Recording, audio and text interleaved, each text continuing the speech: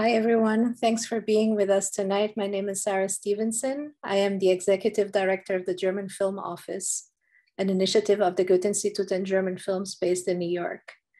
Thank you for joining us for a conversation with Jenna Bliss and Lana Lin, two of the filmmakers in our current series, Hours to Heal. The series is co-presented with Maysles Cinema as part of 1 Million Roses for Angela Davis US edition, a project of the Albertinum and State Museums Dresden and the Goethe-Institut New York. Our conversation tonight will be moderated by Kazembe Balagun. It is co-presented by Common Notions, a publishing house and programming platform that advances new formulations of liberation and living autonomy. Please check them out at commonnotions.org and buy a book from them if you can. I want to also thank the team at Maysles Cinema for the collaboration and for their excellent work putting together this series. Thanks in particular to Annie Horner and Allison Lights, and a warm welcome to Aaliyah Blackmore, who just joined the team. Allison? Hi, everybody. My name's Allison Lights. I am a cinema manager and the programmer at Maysles Documentary Center. Maysles Documentary Center is based in Harlem. We have a cinema, Maysles Cinema, and a education program that offers filmmaking classes in the documentary world to young people in Harlem in the South Bronx. Everything right now is virtual, but we are looking forward to a hybrid future and have many sidewalk screenings coming up. So if you are in the area, please feel free to check us out for those. In regards to this program, we're so excited to have been able to partner with you all, Sarah. I want to echo that. It's been a pleasure working together. I'm very excited to have this series birthed into the world, as they say, and more than excited for this panel tonight. I think it's going to be a wonderful conversation, and one that, in a time of so many narrow narratives in some ways around healthcare, that is an important topic to be brought about. So without further ado, I think I'll pass the torch back to Sarah, who will introduce the panelists. Thank you. It is my pleasure to introduce to you Jenna Bliss, an artist and filmmaker in New York. She is currently working on a project about Wall Street from 2001 to the present. Recent films include The People's Detox, on view in our series, and Poison the Cure. Jenna was a studio participant in the Whitney Independent Study Program in 2016-17. Lana Lin is an artist, filmmaker, and scholar whose work examines the fragilities and contradictions of human and discursive bodies, emphasizing the conceptual and poetic capacities of moving image media. She's the author of Freud's Jaw and Other Lost Objects, and has recently completed 3 Missing Letters, a short film concerning postal delivery set at the border between India and China. Lana is an associate professor at the New School in New York. The film Lana contributed to our series is The Cancer Journals Revisited. Kazembe Balagun is our lovely moderator tonight. He is a cultural historian, activist, writer, youngest son of Ben and Millie, and originally from Harlem, New York. From 2008 to 2013, he served as Director of Outreach and Education at the Brecht Forum in New York, where he helped bring together performance art, LGBT history, film, and jazz with Marxism and the Black radical tradition. He's a frequent contributor to The Independent, where he published The Last Interview with Octavia Butler. Kazembe is also a project manager at Rosa Luxemburg Stiftung, New York.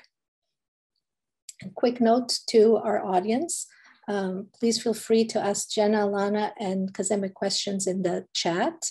Kazembe will include your questions in the conversation as they come in. Enjoy. Thank you, Sarah, and thank you, Allison. And I just want to echo everyone's sentiment. It's wonderful to be here, part of this great series, Hours to Heal, part of the excellent exhibition, 1 Million Roses for Angela Davis, which is currently on view digitally with the Goethe-Institut. But tonight we are joined by the filmmakers, Jenna Bliss of People's Detox, and also Lana Lin of the Cancer Journals Revisited, these two excellent films that look at the intersections of people's power, feminism, healthcare, and radical politics. And certainly in the vein of Angela Davis, whose thought has been illuminated in recent years, specifically around the racial reckoning that's been happening not only in the United States, but also around the world. Certainly, we're remembering 50 years ago that Angela was a political prisoner subject to incarceration, and it was a movement of solidarity that freed her. Specifically, those million letters that we refer to was millions of letters sent by East German school children to the United States, expressing their solidarity to Angela Davis.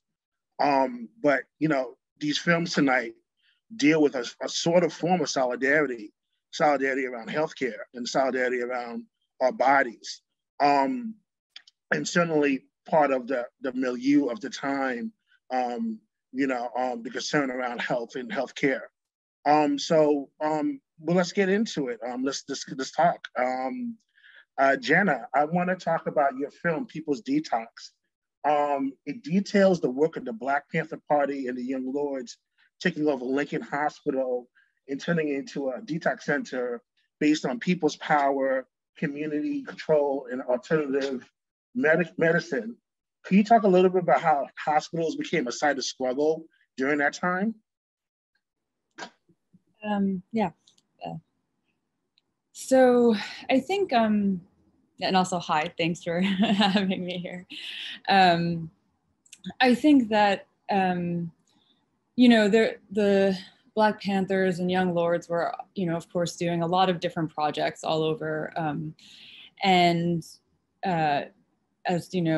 people like Alondra Nelson have written about, the Black Panthers sort of focus on health with, testing for sickle cell anemia, and then the more, like the breakfast programs, things like that. And the Young Lords were also doing, like, as people probably know, like tuberculosis testing. One of their early,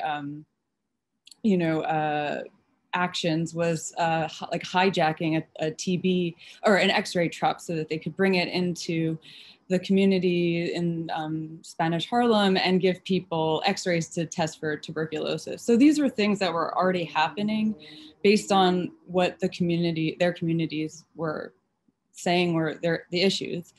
So, this is kind of happening. And then, I can't speak like more broadly about like hospitals, but I can speak specifically about Lincoln Hospital in this way at this time in the 1960s. And there was members of 1199, which I think Madeline Anderson's film kind of outlines the struggle and the strike that 1199 had in a different way. But so 1199 is a hospital workers union, and some radical members of the union sort of separated in the South Bronx and started the Health Revolutionary Unity movement. And so, people in my film, like Cleo Silvers, was a very important part of the Health Revolutionary Unity movement. But at the same time, at Lincoln Hospital, it was a teacher's hospital. So there's people in training, and there was like also a move within the medical establishment, the doctors and nurses, of kind of a radical kind of this influence from China, the barefoot doctor, kind of being like in the community, wanting to like kind of break down some of the barriers. A lot of that took the form of growing beards and like not like looking like the establishment, but they also started their own collectives, like the pediatrics collective and different ones, and they were working in solidarity with the Young Lords and other groups that, these more kind of like these more revolutionary groups that were kind of all circulating around the South Bronx and Lincoln Hospital at this time. So it was kind of, like a fertile ground for something like Lincoln Detox to start. I don't know if that kind of answered your question, but. Oh, it certainly does. And I mean, one of the things that, it seems to me that it was, part of it was rethinking what the hospital could do. So the hospital was centered in the community, but at the time it seemed that this hospital was not responsive to the needs of the community. And so there had to be a transfer of power around the hospital. And so the institution had changed. And I think one of the more telling scenes in the movie was two. One, you mentioned Cleo Silvers, and Cleo Silvers taking a young Panama Alba, who was at that time a heroin addict, and showing him how the police were actually selling drugs. But then the other scene was actually the workers themselves who were engaging in the acupuncture and the work of the acupuncture, actually going door to door, trying to become the hospital in the streets. And I'm just wondering, could you talk a little bit about, you talked a little bit, but there was actually a process to that there was a takeover, and then there was actually the creation of this detox center, right? Yeah, so there's actually like several takeovers, 1199, not 1199, the Health Revolutionary Unity Movement, they had their takeover of like it was like a portion, I'm not exactly, now I'm sort of forgetting the details, but they had a takeover where they, had kind of the first version of the Patient's Bill of Rights. So that was instituted through the Health Revolution, HRUM this is what the acronym for it. So that was the first takeover. Then there was the takeover by, really initiated by the Young Lords, where they occupied the hospital for several hours and made a list of demands.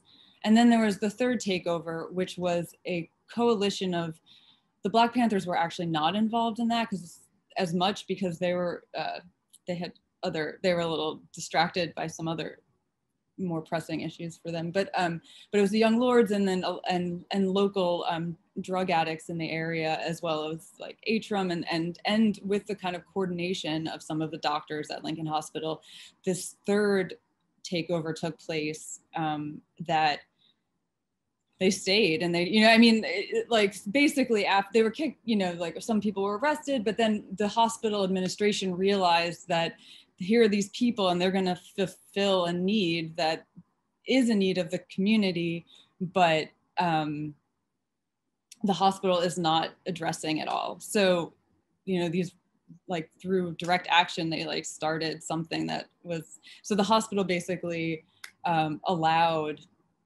it to stay in a way, but it was an antagonistic relationship between the hospital administration and the clinic, because the clinic was kind of autonomous once it got started. And people talk about how the police were not allowed inside. It was really this in the nurses' residence, it was this kind of autonomous zone within the hospital. And I think part of it too is also the fact that the Panthers themselves, as you mentioned, were in the midst of a battle. Their leadership was arrested in 1971. The case was called the New York 21, where the New York City had arrested the top leadership of the Panther Party, including Afeni Shakur, who was the mother of Tupac Shakur, who was pregnant at the time. And there was this kind of connection amongst one of the people who was also arrested was Michael C. Tabor, who wrote a short pamphlet called Capitalism Plus Dope Equals Genocide, which really became a popular tract in terms of connecting public health, anti-capitalist organizing, and Black liberation. And that's kind of set the tone for some of the work of the Detox Center, right? Yeah, Michael Sadawayo Tabor's pamphlet was hugely influential on the kind of ethos and this sort of push for a detoxification in order to produce a revolutionary subject. That was really what they were trying to do there. I want to return back to that, but I want to kind of move forward with Lana and bring Lana to the conversation. Excuse me. And I was watching the Cancer Journals Revisited, and I mentioned it before we talked. I have a deep connection with Audre Lorde. She went to Hunter College. She actually studied German at Hunter College along with poetry. And you take something that was very kind of one of her most personal writings, and you put it into film, and it's an amazing film. I encourage everyone to watch it. But one of the things that I think is interesting is that where Jenna's film certainly talks about the public struggles of the people in the streets, the Cancer Journal has a similar struggle, but it certainly is within the Black feminist lexicon of the personal is political. And I'm wondering how that became a thread throughout your film. If you can talk about that a little bit. Yeah, thank you. Thanks for questions and for moderating tonight. Well, throughout the film, I take Audre Lorde as a lead, and her first part of the Cancer Journals, the memoir, it started from a lecture, and the lecture was The Transformation of Silence into Language and Action. And that says it all right there. That is her version of a kind of transformation of the personal into the political, the kind of personal assumption of a private suffering and of private silence that you keep within yourself. But for her, she needs to move that outside of her interiority into the public realm to transfer that into political language and public collective action. In a similar vein, I hope that I'm doing that in sharing my personal story with cancer, but not dwelling on it, not telling my individualized story, but inviting these 27 other people to share their experiences of cancer, and therefore to sort of not be telling their personal stories, but to tell a kind of collective story about healthcare and how society views illnesses like cancer. So I feel like taking the way in which medicine treats the ill as a kind of personal, individual experience is a way of depoliticizing that illness. And Lorde was the first person to show us that you needed to kind of come out of your individual state and to, as you brought up earlier, and to be in solidarity with others who, in this case, others who are ill. But Lorde never forgot that the ill are more subject to illness because they are probably subject to other social ills like racism and sexism, homophobia and ableism. So even in her writing in 1980, 1977, 1980, when it was published, she was aware of that health and illness was always politicized.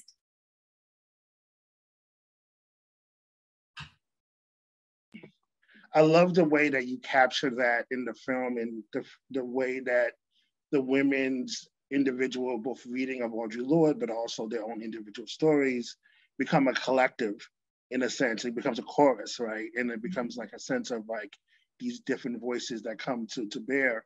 And certainly, I mean, I think it really speaks to agency of Lorde at the time, because I can't lie. I cracked up at the scene of like white women dying of cancer in the film. I don't know how you thought of that or how you produced that scene, but there was something about this was new. This was new at the time, right? This is very new for a woman to be talking about her treatment in this kind of open way. Very new, and still, I think, Audre Lorde is probably the only woman of color, Black woman, who has had breast cancer, who herself is telling this story and making a contribution to the discourse. I did work on this actually in a dissertation before it became a film, and I really looked for other models, and I was really interested in how Black women and women of color represent themselves in artworks and films. And there really hardly is any model other than Audre Lorde, who had a kind of impact that still resonates today.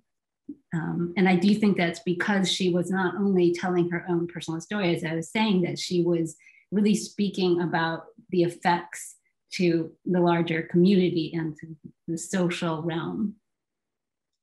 Right, absolutely. something that really hit me in both of your films is that, you know, at the point of service where people go to get medical help. Well, let me back up and just say this and put in context. We're in a moment where care is definitely on the agenda. And certainly the terms of care has been popularized. I'm also specifically thinking about notions of, like, you know, we call things toxic.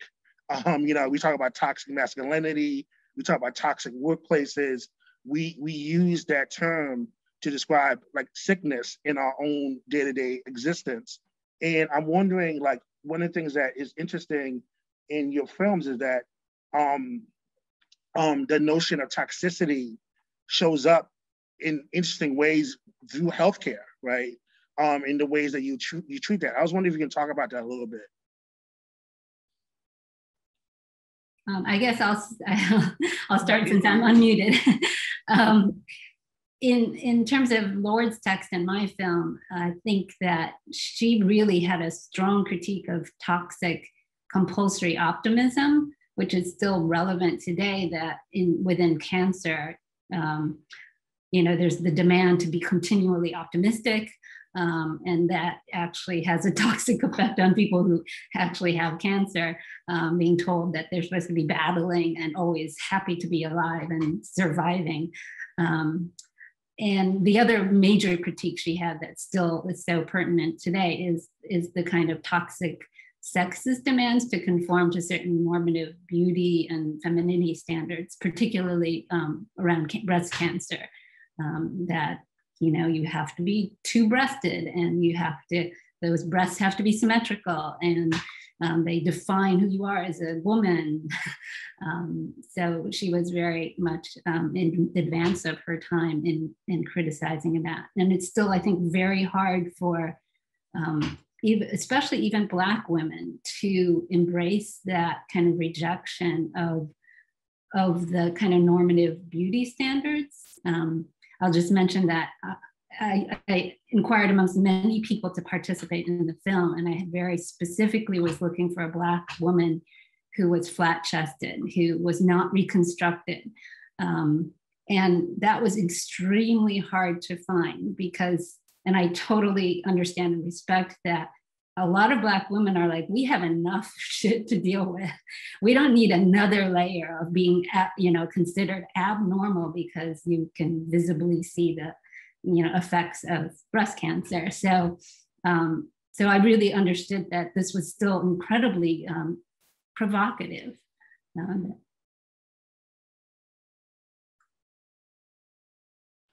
Jenna? Sorry. No, I was just thinking that was an interesting points. But yeah, I mean, I think it's the toxic. I mean, it was a detoxification clinic. So, but I was actually thinking, you know, about what that could maybe mean, because I think there was something about the detoxing at Lincoln Hospital that I mean, it was in some ways very specific. It was really just getting people off of heroin, and alcohol, cocaine, anything else was actually, like, you know, that it was specifically about heroin, because heroin was, like, considered antisocial. It was not helpful for the movement. It was debilitating towards the movement, is what I understood from the research that I had been doing and speaking to people. And so it was a certain sociality that was being sought after, but then at the same time, their kind of understanding of, you know, there was kind of a shift. At first it was like taking methadone on a 10-day detox, like methadone for 10 days and decreasing dosages to help people ease their way off of heroin. Then the methadone was replaced with acupuncture.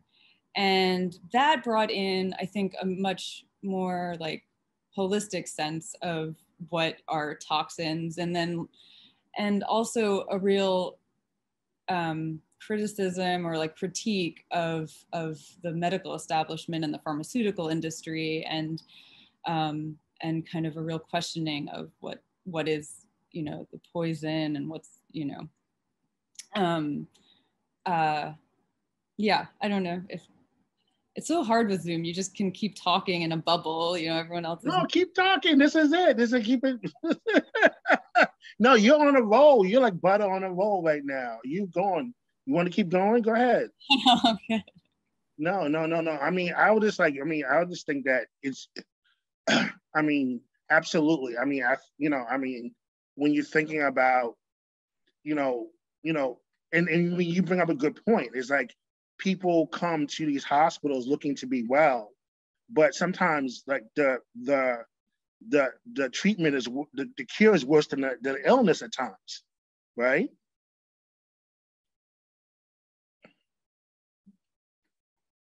Yeah, I mean, I think this is something that I think in both films, this issue around how you be treated is just as important as in terms of what to move. And I think that, certainly some of the Panthers and maybe some of the Lords saw methadone as another replacement drug as bad as heroin, in terms of the ways in which it kind of came through. But that reminds me of something else, which is another thread between the two films. Obviously, at this moment right now in 2021 and 2020, we've been seeing a spike in hate crimes against Asian Americans on the streets of the United States, in New York City and San Francisco, where Asian American brothers and sisters are living. But I think that the times in which you were speaking of were also this interesting period in which there were illustrations of, intercommunal solidarity, in ways that were like unimaginable, that were just like wildly imaginative, in terms of like building new forms of community.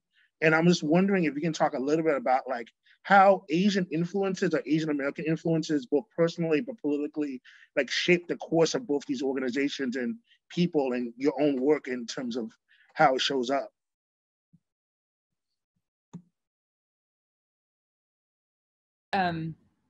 Well, yeah, I mean, it was interesting because they were like at Lincoln Hospital, or Lincoln Detox, they were really influenced by Mao, the writings of Mao, and a part of also a part of their program, it wasn't just the literal detoxification, the bodily detoxification, it was also a political education. And that was thought to be, just as an important part of kind of treatment for addiction as the methadone or the acupuncture. But they were really influenced by the teachings of Mao and the kind of idea behind the barefoot doctor, and that idea originating in China. And I think, though, it's interesting at the same time, though, because I think that there was kind of an idea of medicine in China with that. I mean, they actually, it is interesting. Initially, it was like kind of the idea of it, and there was some members like Walter Busquet talks about going down to Walter Busquet del Rio talks about going down to Chinatown, talking to acupuncturists down there. But of course, those were people that were not communists or trying to, start a socialist revolution like the Young Lords were. So there was an interesting kind of political rupture, but then this like teaching was able to happen. But then they did end up there at Lincoln Hospital. They started an acupuncture collective. So everyone had different roles, and they did visit China at some point. So there was an actual exchange of technique and teaching. So.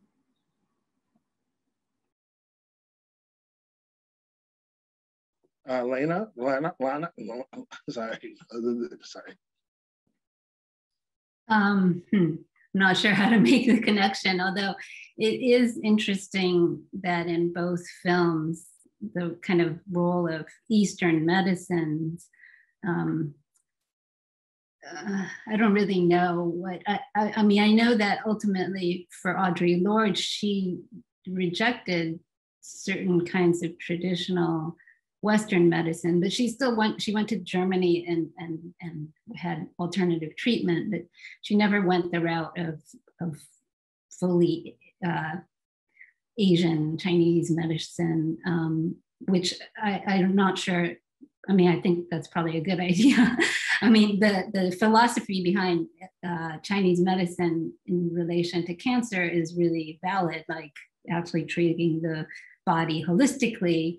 But despite the toxicity of cancer treatments, you know, they are effective. So I guess personally, I'm ambivalent about making that kind of separation. Within my film, I show, I mean, it's actually really important.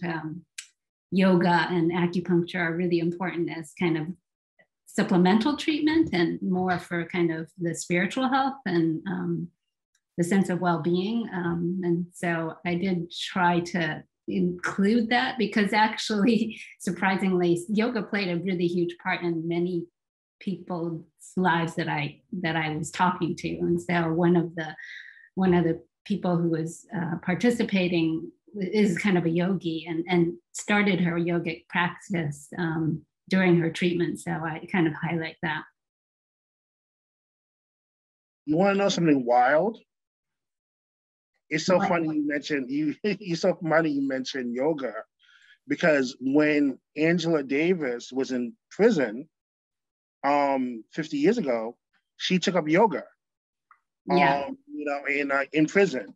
You know, and, you know, as part of her recovery and the work that she was doing to keep herself well, you know, under cage. And in fact, if I'm not mistaken, Ebony or Jet magazine published one of the first articles about Black yogis, you know, and it turns out there was a whole movement of Black folks who were doing yoga at that time, you know, who were like engaging and doing it, you know, and you think about this is a time of like 1969, 1968, you know, Martin King is assassinated, Malcolm X is assassinated, Fred Hampton's assassinated.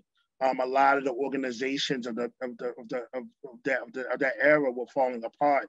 I think there was a lot of psychic stress amongst activists. And one of the things that the activists did, even back then, was doing a lot of self-care. And this is something that you're seeing today with activists today. A lot of activists are talking about, you know, coming out of Ferguson, coming out of Baltimore, coming out of Minnesota, these rebellions against, you know, racialized capitalism, saying that, hey, wait a minute, we have to organize, but at the same time, we have to be able to take care of ourselves, you know, and the body is sacred. And so this is part of like the work as well. And so something interesting to think about how these movements are actually able to birth something that's so relevant for today, right? Yeah. Actually, it made me think a little bit also about how this is similar to the People's Hospital, that actually yoga is often offered for free for cancer patients. So it's this kind of people's yoga in a way that, you know, other services aren't. So I don't know, it just occurred to me. But I also wanted to go back a little and just touch on what you were saying about Black and Asian solidarity. I mean, I don't think that Lorde articulated that in particular, although her daughter, Elizabeth Lord Rawlins, did say that Lorde always defined feminism as something that didn't have to do with the color of your skin. And so she was very open to, you know, and not closed to how people looked visibly. And so, I mean, taking that as my kind of guide, it was really important to me to sort of foreground Black women and Black women of all different backgrounds.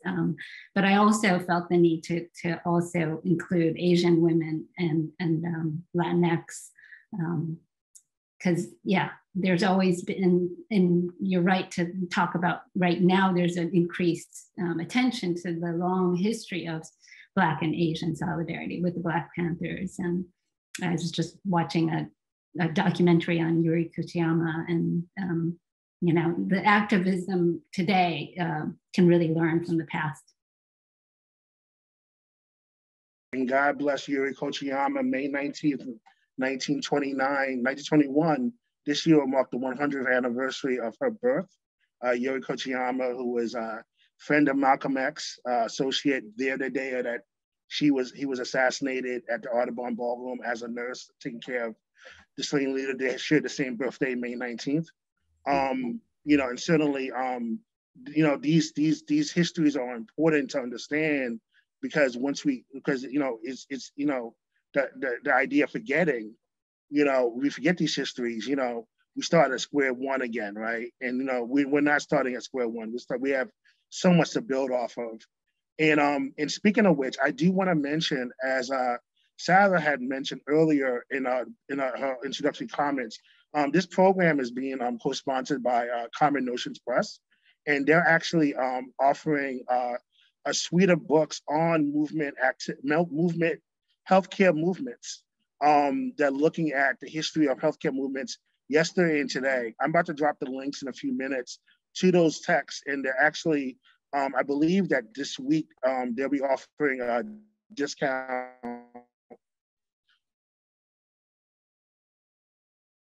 on those books. So shout out to archiving movement history or memory. There's some great stuff that's happening in Greece right now during the austerity. People's clinics similar to the Lincoln Detox are being opened up in Greece. And certainly there's a conversation that we had with many of books around feminism and the care economy. So I'll definitely tell you to check it out. And I'll drop the links in a few seconds. Again, we're joined by Jenna Bliss and Lana Lin. They are the directors of the People's Detox and the Cancer Journals Revisited. My name is Kazembe Balagun. I would definitely encourage y'all, if you have questions, to drop them in the chat. You know, and you know, and we will answer them live. Honored to be here. This is such a great conversation. I want to follow up with this idea around archives, and you know, this program is 1 million flowers for Angela Davis, and one of the highlights are these letters that have been written by mostly East German school children in the 1970s for solidarity with Angela Davis.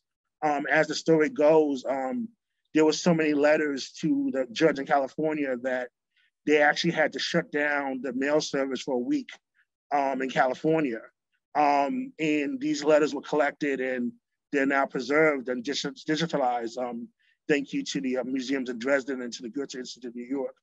But that kind of reminds me that, you know, in both of your films, there's a kind of like, there's a freeing of the archives. There's a way that the archives dance and work in your films. And I'm just wondering, like, how was it for you to be able to be working through archives to tell the story of these films?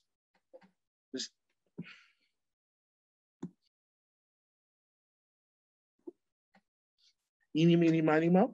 I'm just going to jump in. I mean, I'm not a researcher and I didn't really know what I was getting into, but it was kind of like this unfolding thing in the sense that there were some archives, you know, at the NYU library, the public library had, you know, you can find Palante, the Young Lords newspaper. But so it started looking at those kind of resources and, you know, but then found myself in people's closets because a lot of this stuff wasn't like digitized or it was kind of an imperfect archive. And, you know, people like Johanna Fernandez's book on the Young Lords hadn't come out yet. So that would have been a really helpful resource when I was working. I mean, but the thing that was interesting about it was I was actually in touch with, there was several different people that were kind of interested in this history and we were all making films. Like he hasn't actually made the film yet, but like a researcher, Carlos Martinez, like got all of these newspapers. I think he got all the White Lightning newspapers, and White Lightning was a group of white addicts in recovery and organizing in the North Bronx. And I used a lot of their archive in the film because they did a lot of cartoons, and it was all very specific about heroin and the pharmaceutical industry. And they were a group in solidarity with Lincoln Hospital. And so sorry, I'm having technical issues. Anyway, so that work just basically kind of like fed, that archive fed directly into the film itself, the fabric material of the film itself. And we, you know, Carlos and I were exchanging material, and Johanna Fernandez kind of basically told me where to find the film that I use a great deal of. So that was very generous of her. And then I passed that along to another filmmaker. So, you know.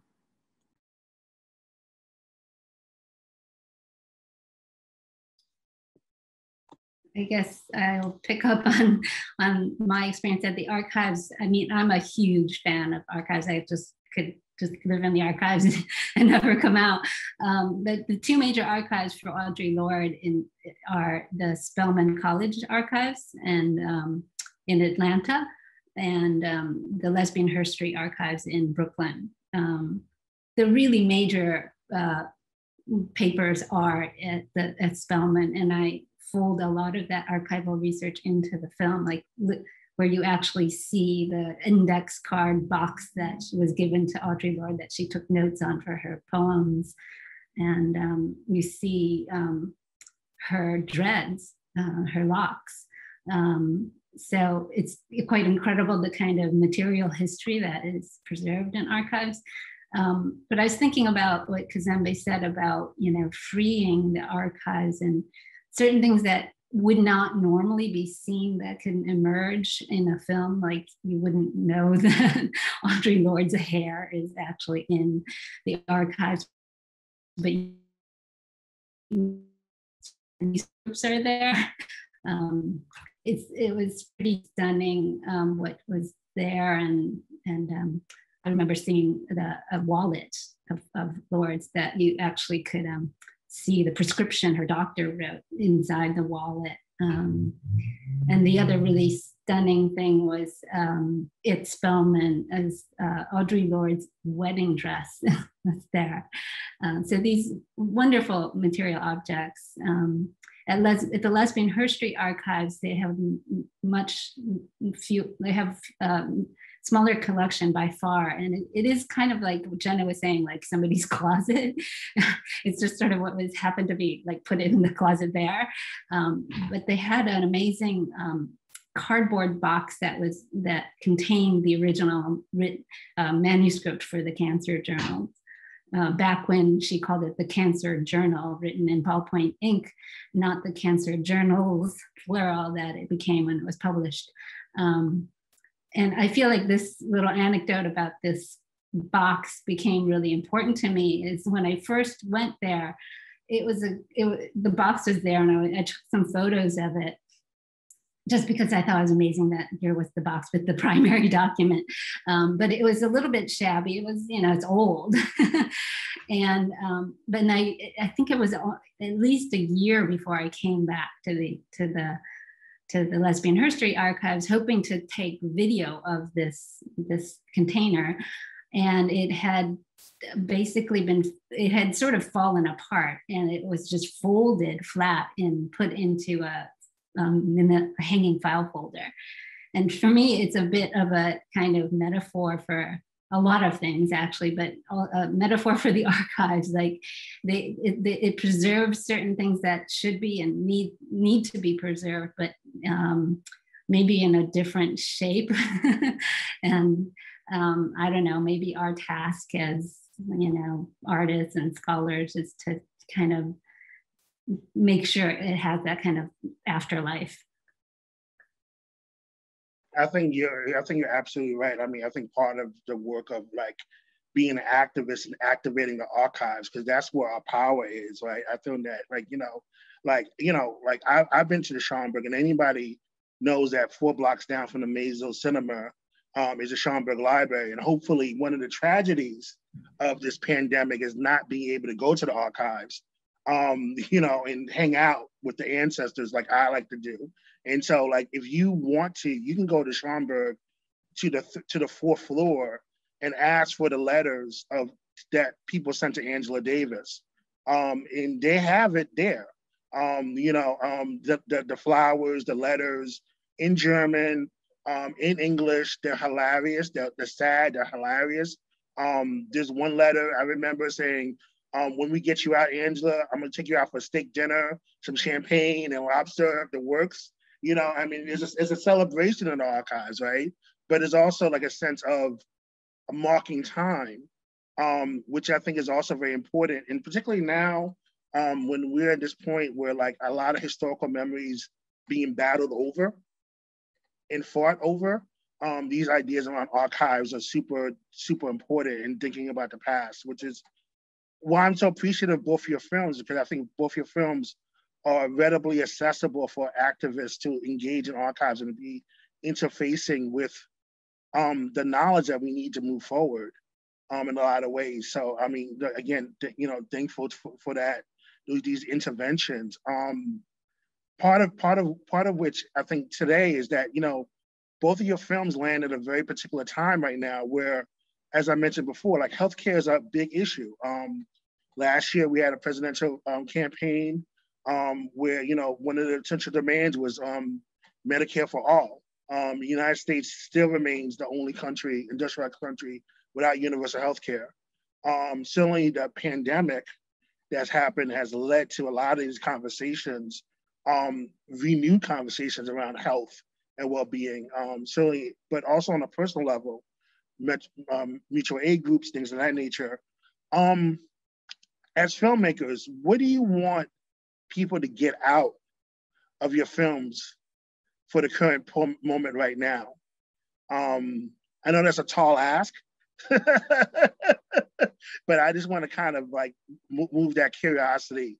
What would you want your viewers to get out of the films for the current moment right now? I guess since Jenna jumped in for the last one first, I'll jump in now. I mean, I don't think that I don't make films in a prescriptive manner, so it's hard to say, but the easiest thing for me to do is always to invoke Audre Lorde. And I feel like Audre Lorde taught us before that COVID taught us, and it re-taught us that healthcare ought to protect the most vulnerable populations, who are typically the Black, brown, and poor and disabled communities, but that it doesn't always do so. And Lorde really insisted, and it's part of the film, that it's every woman's militant responsibility to take care of her own health. So I feel like we need to keep in mind that it is the country's responsibility to protect its vulnerable people, but that it will not necessarily do so, and that we therefore need to be continually vigilant in ourselves and mindful of our own health, and to work in solidarity with others who might be less able to care for themselves. So, we can't presume that the state will take care of us, but we should also not, we should also hold them accountable.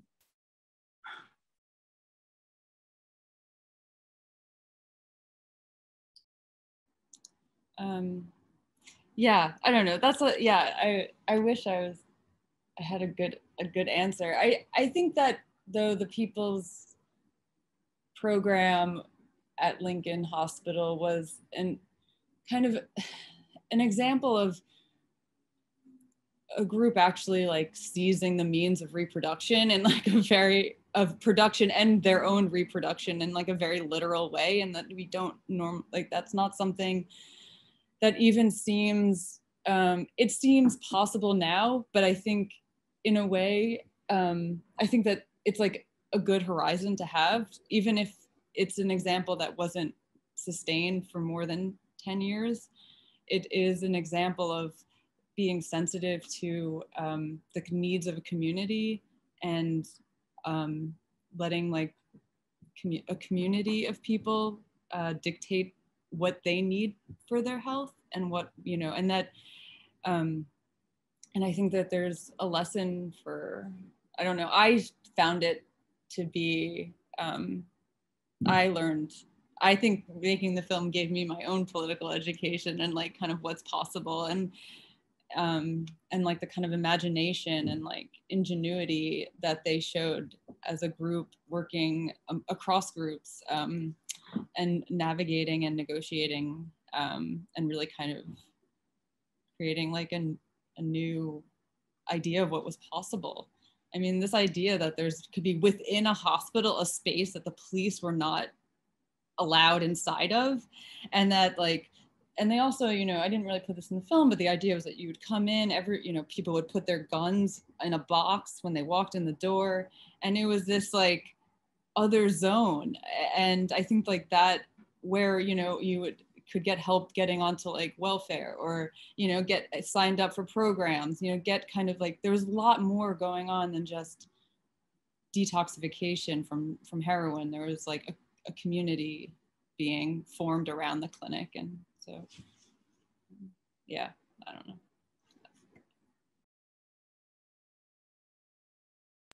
You make me think so much about the connection people are making now between health and abolition, and so much conversation that's happening around saying defund the police means more access to services, to healthcare. You know, and when you think about another zone, I mean, you're thinking about so many of these, I mean, so much of the abolitionist vision has been kind of taking up a utopian space. But that's not necessarily a bad thing, right? It's something that, you know, like allows us to think differently. And I mean, I think that, you know, both, you know, utopia, I believe the underlying word is not there, but like, you know, in people's detox, you know, that was actually created. It wasn't there, you know, for a short period of time. And certainly Audre Lorde was creating it there, you know, in her writing and her work. So it's interesting to think about how radical imaginaries in the zone, I love this term, the zone, create such a fertile space to be driven to what we want and what we need.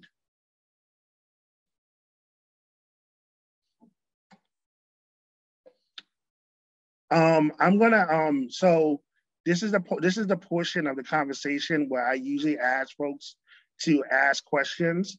As I mentioned before, if folks want to like start populating the chat with questions, we will take them. I will take them, and I will post them to our lovely guests, Jenna Bliss and Lana Lin.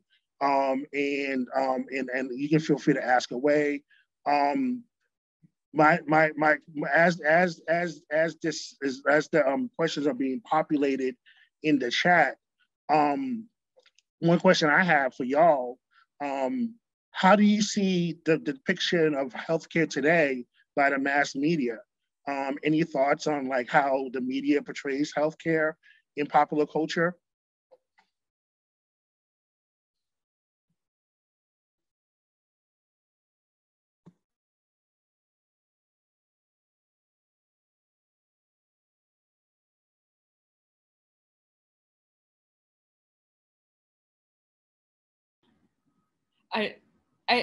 I'll just chime in, but I don't really know. It's also wild what's going on, but I do think it's kind of interesting how it's like right now in some ways we are getting universal healthcare for the COVID vaccine. Like, it's, like COVID testing, like it's like a taste of what it would be like to just have the care you need. In a way, I don't like, and I know that there's probably holes in that sort of thing, but it's just so wild to me. I just get tested all the time because I'm like, I can just walk in and get tested. I don't know. It's just a very different relationship to, like, normally I would just be afraid to go to the doctor because it was going to cost a lot of money. So I had like cut myself and I'd just like leave it and then realize I was like, oh shit, I should go take it looked at. But I don't know, it's just, I don't have anything really interesting to say about it, but I had a question actually though for Lana, or like, I just thought it was interesting that we were, you know, like in terms of thinking about the archive, I did find it like really this visceral experience when with Audre Lorde's hair in the box. That was like, so it was really this uncanny moment, or like, and I it was hard to like, there was like a lot there. Anyway, that was just a note. But the question I had was more so about, I thought it was interesting that we both kind of, in these sort of trans-historical approaches to storytelling, seem to be using like film, like actually shooting film, Super 8 and 16 millimeter, to kind of like weave some of that history together. And I was just curious about how you mentioned at the end of the film that this was like stock you had, but I was just curious about it. Yeah, I mean, it actually was really important to me. Thanks for bringing it up, because there is kind of connection to me with the hair and the film.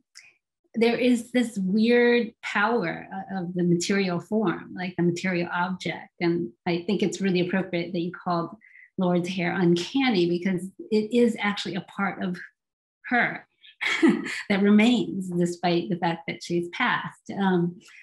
You know, so for me, film stock is the only medium that can really express that, because it does have a material life in a way that digitality doesn't. It is material, it can be scratched and it can age, and it does age, and it did. Like, so my kind of project, I usually like to have these kind of arbitrary rules. Like, one of the rules was that I was going to shoot the rest of my film stock that I had like carried around with me for like over 20 years in all these different places. So the film stock itself is kind of a mirror to the ways in which our mortal bodies are precarious and also age and are wounded. And I felt that the film could only show that visibly in a way that the digital stuff couldn't.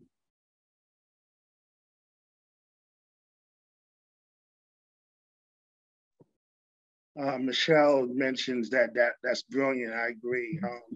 You know, and that was something that I totally took away from, you know, that mention that, you know, this was like the leftover stock of this film. It was such a poetic moment in the film, with so many poetic moments. Folks, if folks want to ask questions of the panelists, and so there's one question I have. When we initiate, and this is from, I'm sorry, let me make sure I get the name correct. Harshal Alakur. If I messed up your name, I apologize. Charge it to my head and not to my heart. When we initiate an intellectual conversation surrounding social impacts and biases related to such subjects, I think it almost always has a mental health angle. Could you talk about consciously handling that angle in your films while balancing the main focus of the narrative? Should I repeat it, or it's in the chat?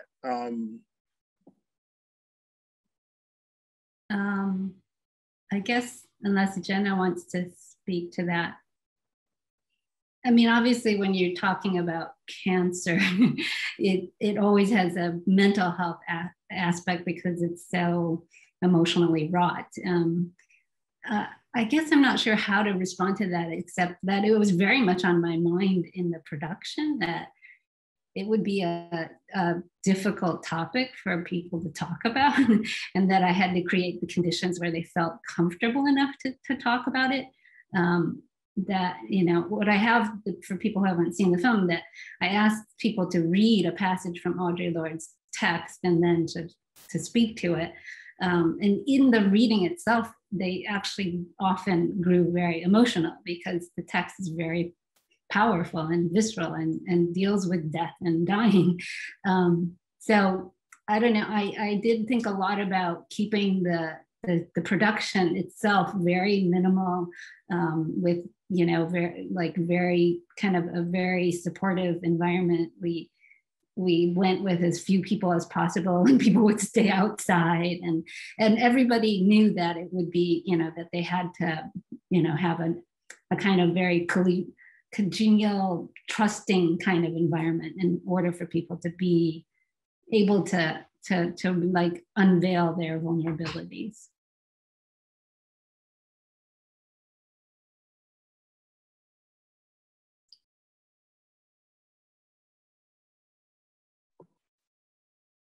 Jenna, do you want to jump in on this, or okay? Yeah, I could just say, in terms of, I didn't know if the question was more towards like how it's represented in the film or in the making of it. In terms of actually making it, you know, there was a lot of, I don't know if it's being clarified now, in the making of it. Okay, so in terms of, yeah, I mean, I think that a lot of, well, there was a lot of skepticism initially when I would just like cold email people that were members of the Young Lords, that maybe thought, you know, Cleo joked that she wasn't sure if I was CIA or something like that. But, you know, I met her by showing up at her house. She invited me to her home in Memphis. I just, you know, that's how I met Cleo and stayed with her for like several days. And so, you know, but I think that there was like always a, you know, a certain trust, yeah, that has to be gotten to. But, you know, I'm not sure, yeah, if I can really, I mean, of course, in discussing addiction, it's a very, addiction and revolution, it's a really overwhelming topics. And so it's not, yeah, it's still a difficult thing to navigate, really. Yeah. I don't know. And I think one of the amazing things about, we talk about an archive, and you talk about the physicality of archive, but there's an archive around like the people themselves. And like, you know, and one of the things that I think is really amazing is that in both of your films, the people are centered. I love the flow of movement in people's detox around the Tai Chi, and the ways in which the dancing happens in the midst of the urban, you know, which shows that people are still, you know, some folks, you know, would say that even though the institution is gone, the institution is within the people. You know, which reminds me of this, like, maybe thinking about the cancer journals, is that you know, one of the terms that, you know, Audre Lorde had, you know, I think after the cancer was like a burst of light, right? This idea that within yourself, there is this healing that's happening, right? And so that's remarkable to have that's really powerful to think about, because oftentimes we're simply seen as not, our bodies are not seen as sites of healing or memory or anything. We're just blank slates at times, right?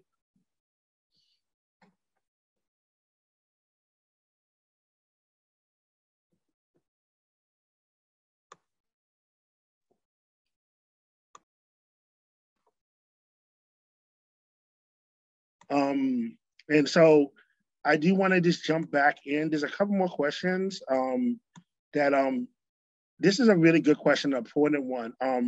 What did you all learn about grief and processes we build to deal with it in the making of these projects? Thank you, Allison, for that excellent question. What did we learn about grief?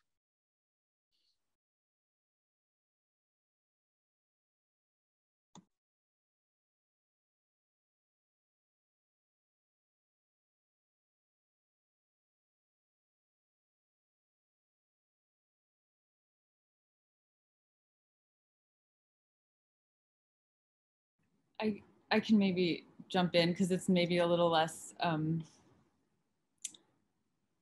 like obvious with mine. I don't know. So I'm just going to have a more like my project in the sense that I feel like grief came in the loss in the end of the clinic, and like learning about how it was kind of, it went through this transformation, as is joked about in the film, and the transformation being that like most of the leadership that had been affiliated with the Young Lords or the Health Revolutionary Movement or these more radical projects were basically weeded out of the program, fired, relocated to methadone programs. Many of them refused to work there. Walter Bosque del Rio in the film, quit. And then the sort of grief of a loss of community. And he says in the film, a lot of people without the clinic, not just for its detoxing, but for what it was as a place in the community, a lot of people went on drugs, a lot of relationships were not able to sustain themselves when the kind of roots of this project were kind of gutted. And I think that was a certain grief, a kind of is a part of like a lesson to be learned from the past, as well as something that I think is, I learned about like a grief that was like larger than a personal grief, I would say, but like a collective grief or a historical grief or something, I don't know.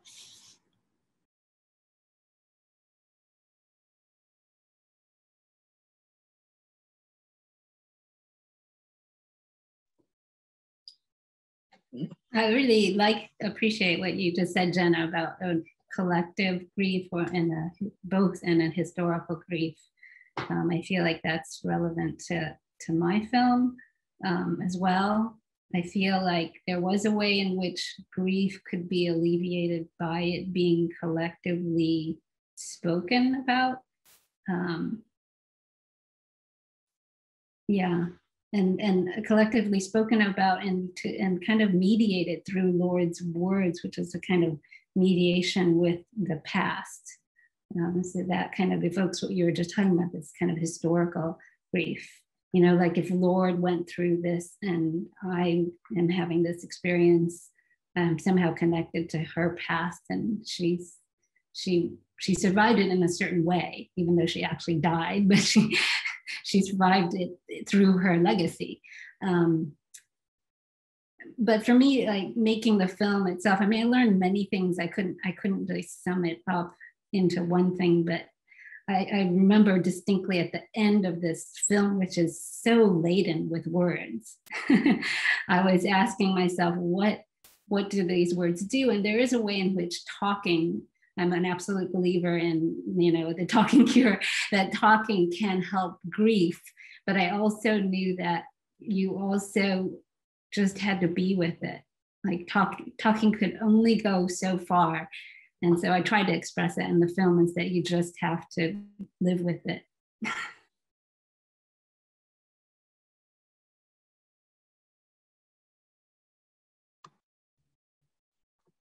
Talking can only go so far. You have to just be with it. And and it makes me think a lot of this, like this moment that we're living in right now. We're entering a post-COVID-19 moment almost, in the sense of like the way in which it's being framed. There's as if there's a beginning and end to grief. Which kind of fits into a particular sense around, like, I think one of the issues that we have is that healing requires rest. Rest is not necessarily productive for capitalism. And so in healing from grief, perhaps requires the most rest in terms of how we settle accounts.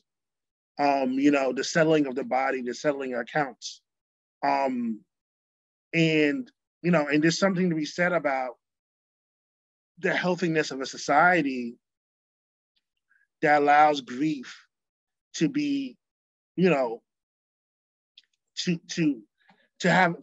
grief to have its place. to memorialize grief, to be able to talk about grief.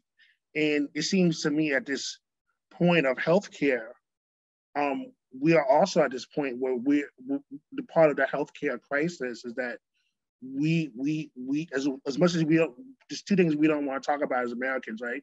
We don't want to talk about being sick, and we don't want to talk about dying, right? and then because both of those require a particular type of conversation around productivity, around care, around stopping and thinking for a second, thinking a lot about, a lot of meaning that comes out of that comes out of, like, being sick and being profound, being ill, offering that. But I guess in a lot of ways, that question is also a question around, like, where do we go from here as a marker in terms of, like, being able to have a society in which these things are reconciled with each other, right? And be able to develop, a continuity of, like, both, like, birth, sickness, and death, and being able to have time for grief.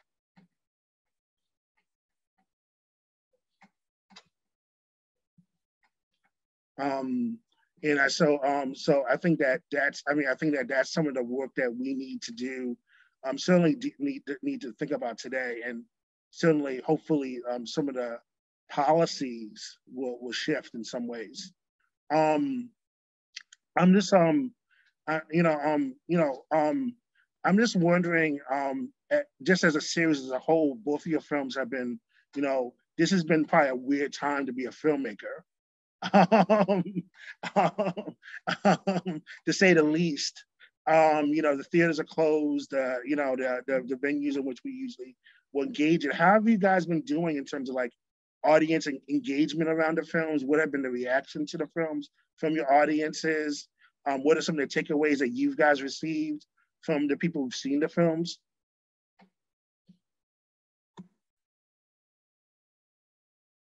I guess I'll respond that. I mean, it's awkward to have Zoom moments, like, even though this is really great to have this conversation, it's a little bit, hard when we're not in person. But I do feel like my film has traveled to places it wouldn't have in this Zoom world, that people can see it, from all over the world. And that's kind of extraordinary. So for that, I've been kind of grateful. And it's not just my film, but I've been able to see people's work that I would never have access to. And so that's a thing that I've been talking with people about, that I hope that once we get back to in-person things, that we could also still retain some of what's, like, the actual benefits of all this online activity.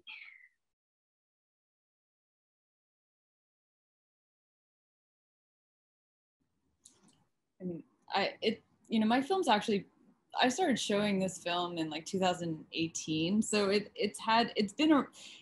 interesting because I actually think that people are more interested in it now than they were when it came out. So I have more experience with it just being online than screening, and just screened at, like, Spectacle Theater in Brooklyn but that was in 2018. And so it's been kind of interesting that it has kind of had this life recently, or this interest recently, and that, but it also, feels kind of just sort of, I don't know, it's like the difference between film and, like, shooting digital. Like, there's something immaterial about it, this just idea that it's, like, screening and people could watch it, and the stream. But I think I'm happy that people are watching it. I don't know. I'm happy that people are watching it too. I mean, there's excellent films and excellent series that have been really deeply exploratory. I can't think of a better place to do it than Maysles Cinema, which has a long history of, like, doing, like, tremendous work around social justice and documentary work, right 4 blocks down from Harlem Hospital. And so I think very powerful work that's going to be centered in the village of Harlem, whether or not it's in person or online. I really want to thank both of you tonight for an excellent conversation. This has been excellent, a really great segue in terms of like building community around great healthcare practices, into which, you know, both of your films are, you know, deep illustrations of what justice looks like in public. I want to thank both of you for your excellent work and for an excellent conversation. And I'll turn it back to Sarah and Allison to close us out. Thanks so much, Kazembe. Thanks so much, Jenna. Thanks so much, Lana. It was great. I think we all really enjoyed the conversation and learned a lot. And yeah, I just want to thank our audience as well for being here, and have a great evening. Thank you all for joining. Thank you. Thanks so much. Thank you. Bye-bye. Bye.